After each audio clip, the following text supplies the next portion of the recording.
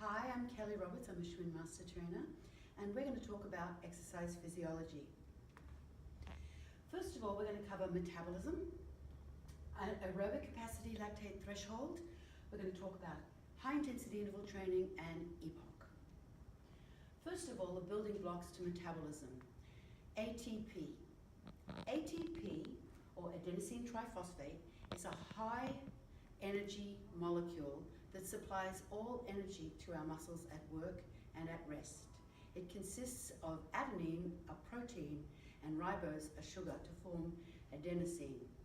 You link 3 phosphate molecules to it. The final phosphate molecule is cleaved off.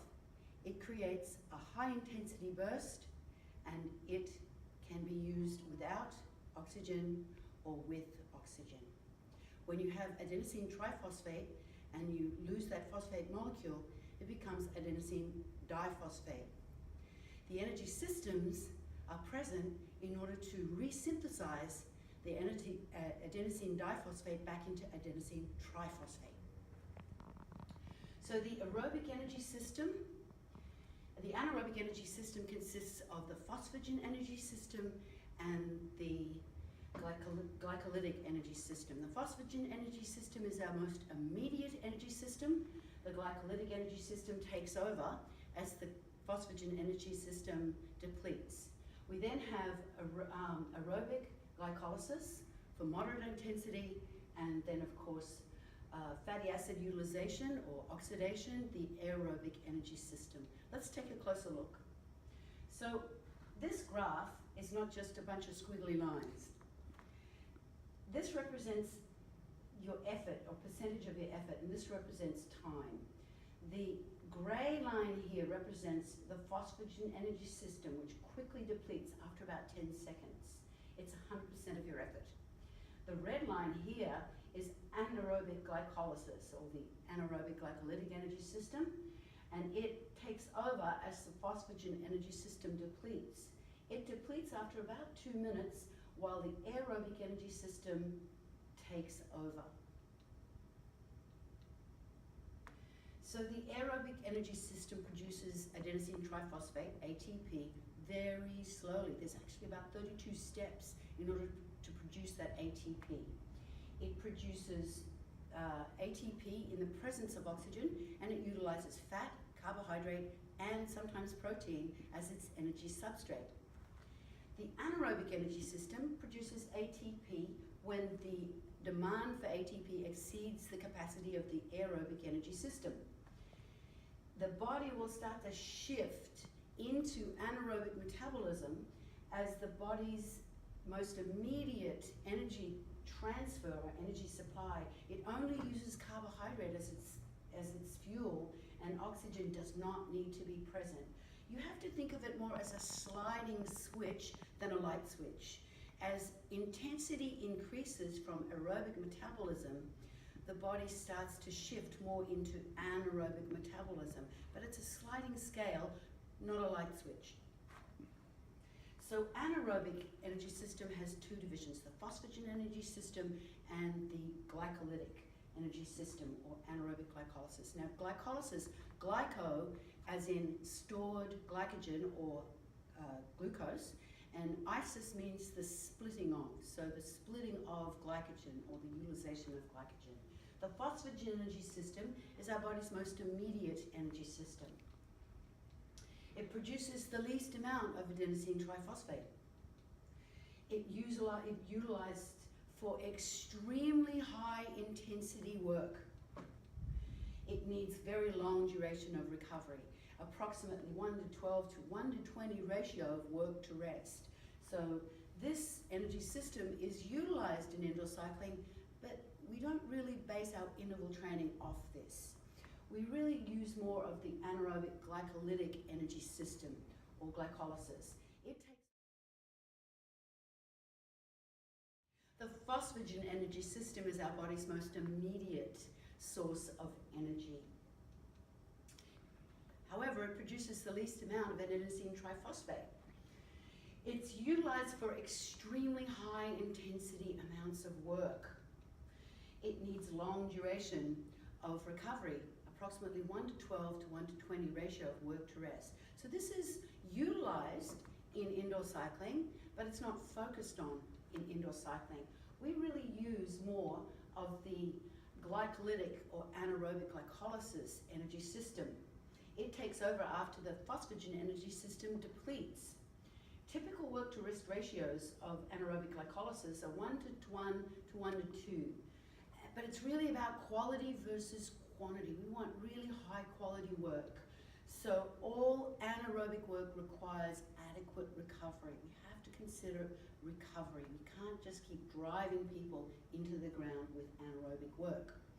So looking at the energy supply and exercise duration for the anaerobic energy system and the aerobic energy system right through, 1 to 4 seconds of pure anaerobic work is going to use adenosine triphosphate that's stored in the muscle, whereas 4 to 10 seconds of anaerobic work will use ATP stored in the muscle, plus the phosphagen energy system will kick in to cover that last 6 seconds of work. 10 to 45 seconds of anaerobic work will use stored ATP, the phosphagen energy system, along with muscle glycogen for its fuel. 45 to 120 seconds of anaerobic lactic work uses muscle glycogen. That's purely anaerobic glycolysis. 120 to 240 seconds of aerobic and anaerobic uses muscle glycogen as well as lactic acid as a fuel. That's right, lactic acid can be used as a fuel by the energy system. In fact, the aerobic energy system quite likes lactic acid as a fuel. Now, this is also known as aerobic glycolysis because the aerobic energy system is working and present, but there's also a lot of glycogen being burnt. And then we have the good old slow aerobic energy system, and it uses muscle glycogen, fatty acids, and amino acids for its fuel. It's ongoing. It's absolutely ongoing. In fact, it's our body's most predominant energy system. You're using it right now. On the energy system continuum, here's some examples of different activities that use the different energy system. For example, the phosphagen energy system typically uses things, exercises like shot put, high jump, 100-yard sprint, the vault in gymnastics, base stealing, long jump, and golf and tennis swings. So it's that immediate explosive burst of all-out effort. It's not going to last. Now, the glycolytic energy system is like the 200-meter to 400-meter sprint, or also used as in halfbacks and fullbacks in football, speed skating, the 100-yard swim or 100-meter swim. Then when you've got that lactic acid and oxygen system, it's the 800-meter dash, awful event. And the gymnastics events, boxing, 3-minute rounds of boxing, and then 2-minute periods of wrestling. Soccer, lacrosse, cross-country skiing, marathon running, long-duration cycling events are all going to utilize the oxygen system, the aerobic energy system. I really like this graph because what it shows here is the different substrates being utilized as fuel at different intensities. So the black circles here represent heart rate. As heart rate increases and effort increases, here we have wattage, and here we have percentage of effort and utilization. We have the heart rate coming up here as effort increases along here. So when this person is at about 60 watts, we've got very low utilization of carbohydrate, the white squares. The black squares represent fatty acid oxidation or the aerobic energy system. When this person is at 120 watts, they're right at threshold. You can see here that there's their heart rate. You see that the fatty acid utilization and the carbohydrate utilization are right at the same point. But as intensity increases and their wattage increases, at 180 watts, you see a dramatic shift right here where carbohydrate utilization drives right up and fatty acid utilization drops away. That person has crossed the anaerobic threshold. They've stepped into anaerobic metabolism. Fatty acid utilization drops away. Carbohydrate utilization dramatically increases, and they have crossed their anaerobic threshold. Which brings us to anaerobic threshold or lactate threshold. Now, when exercising at lower intensities, levels of blood lactate remain relatively stable. But when maximally employing the glycolytic energy system, blood lactates rise markedly. They really drive upwards, just like you saw with that graph. When blood levels reach a certain point where the body cannot remove the lactate at the same rate it's being produced, and the anaerobic threshold, AT, or lactate threshold, is reached. You've slid that sliding scale up and you can no longer produce ATP aerobically because that slow aerobic energy system can't produce ATP fast enough, and you start to shift into that anaerobic metabolism. So the class application for lactate threshold training is really, you've got a lot of fun options here because you can really vary your intervals and work to rest ratios. So one of my favorite ones is 35 seconds hard, 25 seconds moderate, 3 to 7 reps or 3 to 7 times, 2 to 5 minutes of easy work. You can do that for 1 to 3 sets. So you can do repeat sets, which is great because then you can use your console for measurement and really get some consistency in your training. 40 seconds hard, 20 seconds moderate, 3 to 7 reps, 2 to 5 minutes of easy recovery, 1 to 3 sets again. So all we're doing is changing the work to rest ratios here and creating some variety in our intervals. In fact, the next one, 45 seconds hard, 15 seconds moderate, probably the hardest one because you've got the least amount of recovery, 3 to 7 reps, 2 to 5 minutes easy recovery, 1 to 3 sets. It works actually really quite well to do all 3 of these as different sets in a class. Lots of fun there, lots of variety, and lots of challenge. Then you've got your 60 seconds hard, 60 seconds of easy moderate work, 3 to 5 reps, 2 to 5 minutes easy, 1 to 3 sets. Some other ideas for lactate threshold training include 90 seconds hard. So we're now starting to increase the duration because you can sustain these efforts. You can sustain these efforts. Are they comfortable? Absolutely not. Are they challenging? Absolutely.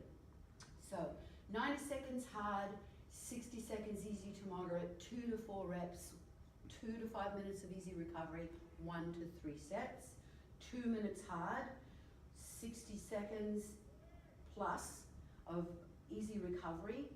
As what you'll find here, as the duration of the interval gets harder, the duration and intensity of the recoveries has to get easier and longer. Not just physically, but mentally, because it's a huge mental challenge to have to sustain hard efforts. So we've got 90 seconds hard, 60 seconds easy to moderate, 2 to 4 reps, 2 to 5 minutes of easy recovery, 1 to 3 sets. Then 2 minutes hard, 60 seconds of easy recovery, 2 to 4 reps, 2 to 5 minutes easy recovery, 1 to 2 sets. Then 3 to 5 minutes hard, 60 seconds easy recovery, 1 to 3 reps, 2 to 5 minutes easy recovery, 1 to 2 sets. And then you've got the killer, 6 to 10 minutes of hard effort. Now this is like a time trial. It's very, very good training. You're gonna have 3 to 5 minutes of easy recovery, 1 to 3 reps. So you could do that 3 times, and then you would need complete recovery. Complete recovery. You absolutely have to let the heart rate come down if you're going to do more than 1 set. But I would suggest doing approximately 1 set. Now, one fun thing to do is to do all of this in a class. Start with 90 seconds, go to 2 minutes, go to 4 minutes, and then go to 6 minutes. And then again, using the console and measuring average wattage or average power for the stage and trying to get consistent average power for the stage as you go up in length of intensity and length of time. Really, really fun, really, really challenging protocol. I call it the character builder. Now, high intensity interval training, very, very popular, highly effective way to train. It uses relatively short, high intensity cardiovascular intervals that are alternated with less intense active recovery intervals. The workout typically includes short bursts of 6 seconds to up to 4 minutes of intense exercise, typically above or equal to 90% of your maximum aerobic capacity, and it's alternated with brief, different length relief breaks. And that's from Kessler, Sisson, and Short in 2012 and Boucher in 2011. So this is research-based. Some considerations? Absolutely. Training above lactate threshold or at anaerobic intensities, blood lactate levels rise above the point where they cannot be removed. So recovery is critical. Complete recovery can take as long as 3 minutes. So we have to really, again, I'm repeating this again and again and again, recovery is essential when you're looking at high intensity interval training. It's just the energy systems. Now initially you might start with a 1-to-4 ratio of work to rest and build it up to working for a 1-to-1 ratio of work to rest. But again, that's extremely intense and extremely challenging. So the class application for our HIIT intervals, again, you have a lot of different options. One of my favorite ones is 10 seconds of anaerobic work, 20 seconds of moderate work, 30 seconds of easy work. So 10, 20, 30, or you can reverse that, 30, 20, 10. Actually comes from a study out of Copenhagen. 3 to 6 repetitions, 2 to 4 minutes of easy recovery in between your sets, and you can do 2 to 3 sets of that. So in fact, that could be a large component of a high intensity interval training class. You could throw in some hills and some flats, and that could be your whole class, focusing on HIIT. 20 seconds of work, 10 seconds of recovery 8 times. You know this one, Tabata training. Everyone's using it. Use it with good judgment. It's extremely intense, and again, you want to look at quality versus quantity. And that can end up very muddy with this type of interval training because you're not getting adequate recovery. And then therefore, people don't get truly anaerobic because they can't, they're not recovered enough. So use that very smartly. I would recommend doing that just every now and then, knowing that you're probably not going to get true anaerobic work from your folks because it is so intense. 20 seconds of work, 40 seconds of recovery, so a 1-to-3 ratio of work to rest. Love this. This is good stuff. 3 to 6 repetitions, 2 to 4 minutes easy of recovery, 2 to 3 sets. Again, you could mix this up and play around with different recoveries and different protocols. 30 seconds anaerobic, 30 seconds easy, 3 to 6 times, 2 to 4 minutes, 2 to 3 sets. 60 seconds anaerobic work with 60 to 90 seconds of easy to moderate work. This is good stuff because you're really allowing people to get some recovery, and therefore they give you good quality anaerobic work. And really, the benefits of anaerobic training are completely 100% dependent on you getting anaerobic, hitting that intensity. So 2 to 4 minutes of easy to moderate recovery, 2 to 3 sets. 60 seconds of anaerobic work, 60 seconds hard. They're known as unders, overs. They're really, really challenging. Every now and then this is a really fun challenge. Might depend on your idea of fun, but it's good stuff. 2 to 5 times, 3 to 5 minutes of easy recovery, 1 to 3 sets. And then you've got the big daddy, 90 seconds of anaerobic work. Yeah, you can do that. Anaerobic metabolism can last that long. Is it fun? Well, it's pretty darn challenging.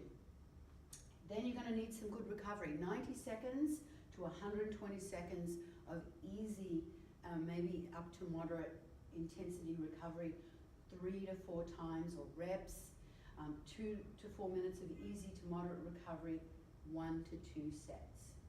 Now, the volume of high intensity interval training should only consist of 20% of your total workout time within a time span. And so that's really looking at within a week, your training should consist of 80% of threshold and aerobic work and only 20% of true anaerobic work. This prevents you from overtraining. The parasympathetic nervous system is suppressed when you do anaerobic training. The sympathetic nervous system goes onto overdrive. This means your resting heart rate starts to elevate, and over a period of days and days and weeks of training like that, you start to really go into an overtrained state, and that's not healthy. So does that mean you do 20% of your class in anaerobic work? No. You might do a whole class of aerobic work one day, and then another day do a class that really focuses on good quality anaerobic work, and that would be that 20% of your total workout time. So the benefits are many. Lots of benefit to anaerobic training. It dramatically improves your VO2 max. Now, it improves VO2 max a lot faster than steady state aerobic training does. It enhances the protection from heart disease, so it's great for your health and well-being, done in the right amount. It improves your insulin sensitivity, so great for preventing metabolic disease. It actually decreases visceral and subcutaneous fat really effectively. So that's, visceral fat is that really unhealthy belly fat that increases your body's total inflammation levels. And when you have a lot of visceral fat, the fat is surrounding your internal organs, so you can end up with things like non-alcoholic fatty liver disease, which means that your liver can't function. You'll end up with cirrhosis of the liver even though you're not drinking, because fat is surrounding your internal organs. So it's very unhealthy kind of fat. Subcutaneous fat, while not very attractive, is probably a little bit less unhealthy. So that apple-shaped person has a lot of visceral fat, but HIIT training has been shown to decrease visceral and that fat that's on the outside, the subcutaneous fat. It's very time efficient. That's one of the most beautiful things about HIIT training. It's more work per unit of time. That's what it's called in science, more work. In other words, you're working harder in less time. So that means you can do a shorter class. So in fact, if you've got a 20 or 30-minute class, you can effectively train and improve fitness in less time. And it has a very high caloric expenditure, and let's face it, that's why a lot of people are coming to our classes. And it increases excess post-oxygen consumption, or Epoch. So let's talk about Epoch. Intensity has the greatest impact on Epoch. That true quality anaerobic work is what's essential to get that benefit. As intensity increases, the magnitude and duration of Epoch increases, so it's higher and it lasts for longer. Now, Epoch is the calories you're burning after you're done working out. The body always seeks to be in homeostasis. So what do I mean by that? After you've done a lot of anaerobic work, it's very disruptive on your body's energy systems, on the metabolism and on your sympathetic nervous system, parasympathetic nervous system, epinephrine, norepinephrine, all of your hormone systems. So we're really looking at, the body really looks to seek to bring that back into balance. And it burns calories from fat in order to do that. And so that's why when you've got an elevated resting metabolism, there's a huge advantage because you're burning more calories in your sleep. And so this is good. Research reports a direct relationship with exercise duration and Epoch. So you actually need quite a bit of volume. You need some volume there, some duration. So that's why I like doing a class that really focuses on anaerobic work, and they're not doing that for the rest of the week. Do one class a week where it's pure anaerobic work, get a good high volume and duration of anaerobic work, and then leave the rest of the week to some nice aerobic work and some threshold work. It generally takes anywhere from 15 minutes to up to 48 hours from the body to recover to a resting state, and that's why you don't want to do 2 days of anaerobic training in a row. Now, let's talk about aerobic capacity. Aerobic capacity, also known as VO2 max, is the marker of fitness that's associated with how much oxygen your body is capable of using when producing high levels of power. It's your highest ability to produce ATP while still being aerobic. VO2 max is expressed as a number reflecting your maximum milliliters of oxygen used per kilogram of body weight per minute, or milliliters of oxygen per kilogram per minute. World-class male athletes typically have a VO2 max values that are above 70. So the value is about 10% lower in females and declines with age. Your regular athlete, your regular recreational athlete or competitive recreational athlete will have a VO2 max that's considerably lower, 50, maybe 60 if they're extremely fit. Many health and fitness benefits for the aerobic system include it increases blood volume, primarily coming from an increase in your blood plasma. Now, plasma is 55 to 60% of total blood volume, but comprises of 90% water. Now, you can see why it's so important to maintain your hydration levels. Now, since plasma is 90% water, it actually helps the body regulate its temperature during heavy exercise. One of the things that is a limitation of very heavy exercise is body temperature or core temperature.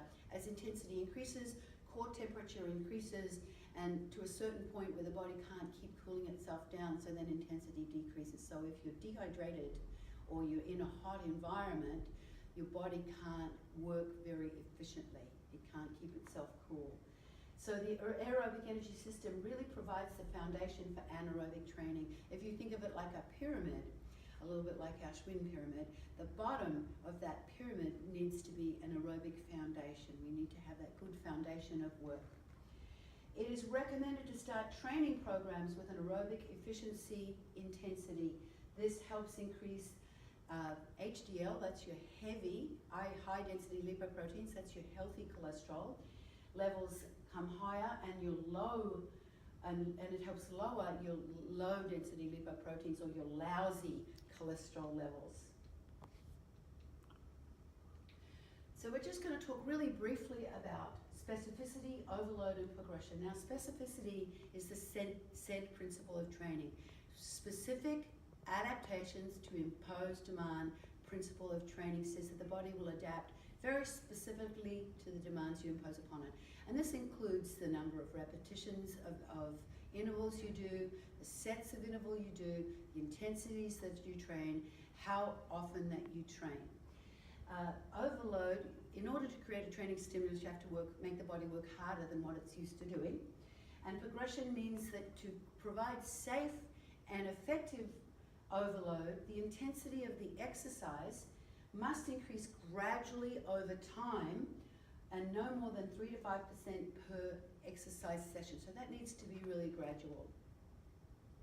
Frequency, intensity, time, type, and enjoyment is really talking about the FIT principle of training, the FITty principle. Frequency is the number of workouts within a specific time. Intensity of exercise is how hard you're working. Time is the duration of the exercise session. And of course, type is the modality, so in our case, indoor cycling. And enjoyment. You know, enjoyment drives participation, and so you want your classes to be enjoyable, and because that's the outside of our pyramid, the frame.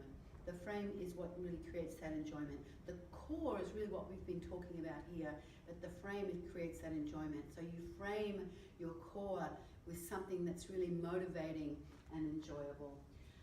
All right, now the fun stuff, some math. Intensity. Now, 220 minus your age has been taken out of the literature. It's no longer considered an accurate way to calculate maximum heart rate. There are many other formulas, but the Tanaka formula is a commonly known formula for estimating maximum heart rate. When you use the Tanaka formula along with the Carbonin formula, you can estimate really good training ranges. The Tanaka formula is used to calculate maximum heart rate. Now, it's an estimate. Your maximum heart rate might actually be outside of this bell curve. It may be lower, it may be higher. Considering that maximum heart rate, more than anything, is genetic. It's what you were born with. A high maximum heart rate doesn't make you a better athlete. A low maximum heart rate doesn't make you a worse athlete. It is what it is, and it declines as you age after the age of 35. So the formula is 208 minus 0.7 times your age. So that is how you estimate your maximum heart rate. And in case you're a little rusty with math, you do the bracket first. So you first do 0.7 times your age, and then you subtract that number from 208. So the Carbonin formula to formulate training zones, you take your maximum heart rate, which you just calculated from the Tanaka formula, you subtract your resting heart rate, your RHR, your resting heart rate, and that gives you a number that's called heart rate reserve. So your maximum heart rate subtracts your resting heart rate, and that is equal to heart rate reserve. You multiply heart rate reserve by a point times a number, so say 0.65 or 0.75 or 0.85, and that gives you a percentage of your heart rate reserve. You then add back in your resting heart rate. This is what it looks like. Here's an example. We have a 20-year-old person with a resting heart rate of 60. You do 208 minus 0.7 times 20, which equals 14. So 208 minus 14 equals 194 maximum heart rate, MHR. So that person, that 20-year-old, has an estimated maximum heart rate of 194. You subtract his resting heart rate, RHR, which gives you 134. So 194 minus 60 equals 134. You take 134 and you multiply it by 0.65, which equals 87.1. You add back in 60, his resting heart rate, and that gives you 147 beats per minute. Now, this intensity would be equivalent to easy. So you can do a whole lot of math, or you can just use our intensity zones of easy, moderate, hard, and anaerobic. So if you were doing the Tanaka formula along with the Carbonin formula, you would do multiply by 0.65, add back in the resting heart rate, multiply by 0.75 or 0.80, and then you would do multiply by 0.75 to 0.85, and then above 0.85. And you're always adding in the resting heart rate. Or you could just say, this intensity should feel easy. You're comfortably breathing in and out through your nose. What is more simple for you depends on whether your classmates, your participants, are using some form of measurement like a watch or a chest strap. So it's really up to you how you use intensity. Training zones can be very helpful if people are wearing measurement. Otherwise, it's great to cue it easy, moderate, hard, and anaerobic. Thanks for joining me.